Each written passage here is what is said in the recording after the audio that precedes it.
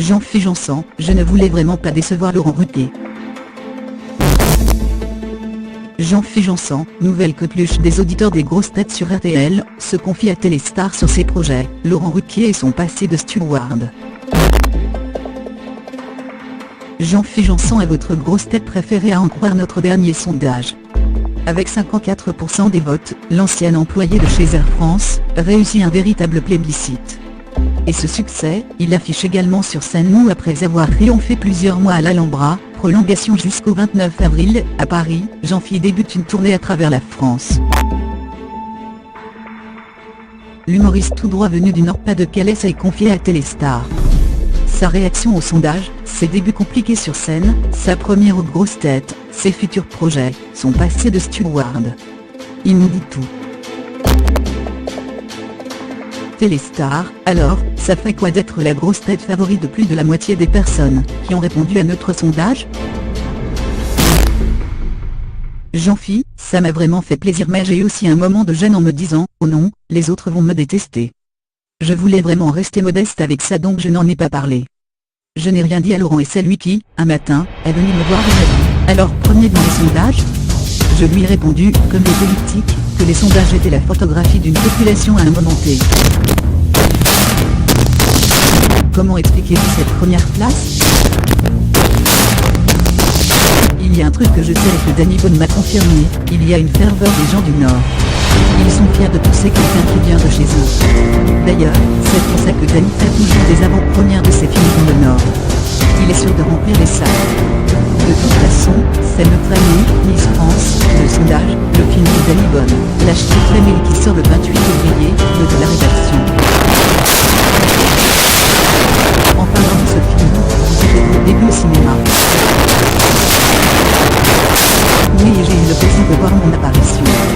Ce qui est touchant, c'est que Danny Boone a ouvert le scénario du film pour créer une scène avec moi. Je n'apporte rien au film, je sais bien que les mots ne tiennent pas sur moi. Par contre, je me suis trouvé à l'écran.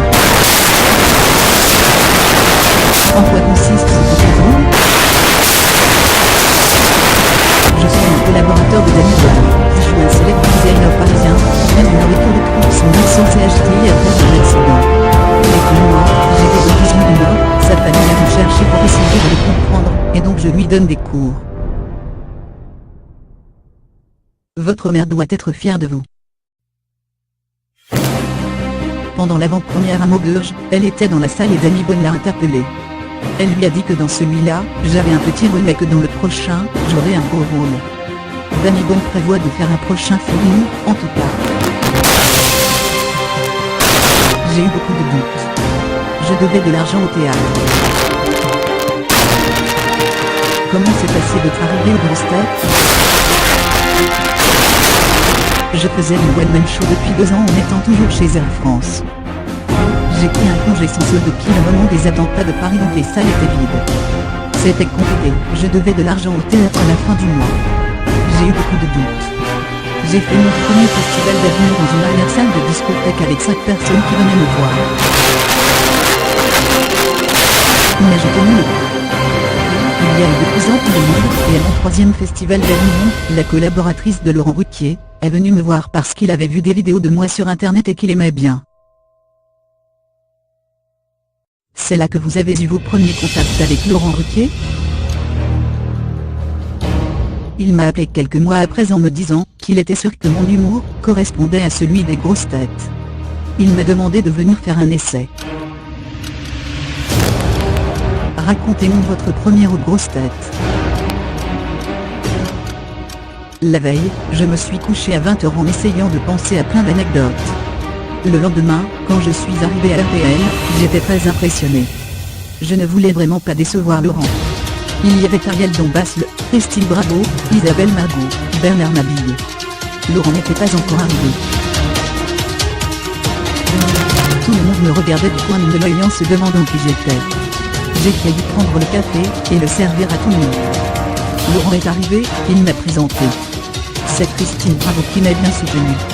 Quand je suis sorti, Laurent m'a dit, j'étais sûr que ça marcherait. Bienvenue aux grosses têtes. Vous avez su rapidement que les auditeurs vous appréciaient? Au bout de 2 émissions, j'ai vu tout de suite qu'il se passait quelque chose. Surtout que la deuxième était avec Danny Bonne. J'ai vu qu'il y avait un plébiscite. Je devais faire 2 séances par jour. J'étais devenu un animal de foire. Il a fallu se résoudre à changer de salle. Laurent Ruquier est arrivé au bon moment. Et si Laurent Ruquier ne vous avait pas appelé? Je m'étais fixé une deadline en décembre. Si ça ne marchait toujours pas, je retournais dans les avions. Je ne veux pas faire ma Cosette, mais j'avais quelques mois de loyer à payer. C'était compliqué et c'est arrivé vraiment au bon moment. Où en êtes-vous avec Air France? Quand j'ai voulu démissionner, Air France m'a gentiment proposé de me laisser une année de congé supplémentaire. Ça leur permettait d'avoir un vecteur de communication. Au départ, ça ne collait pas avec l'esprit Air France mais finalement, je rentre dans les bonnes grâces. Vous envisagez reprendre votre boulot de steward un jour? Non, jamais. Même si la scène s'arrêtait, ce n'est pas ça que je reprendrais. Je ferai autre chose, j'ouvrirai une baraque à frites, un camion à pizza. J'aurai l'impression de revenir en arrière. Vous avez d'autres projets que la scène et les grosses têtes? J'en ai plusieurs, oui. Notamment un projet de fiction pour la télé. On m'a laissé carte blanche pour écrire un pitch, et je travaillais avec Claire Borotra. Je ne peux pas trop en dire mais ça pourrait se passer dans un club de vacances en Afrique où tout le monde part à cause d'Ebola. Peut-être une pièce de théâtre aussi mais rien n'est fait.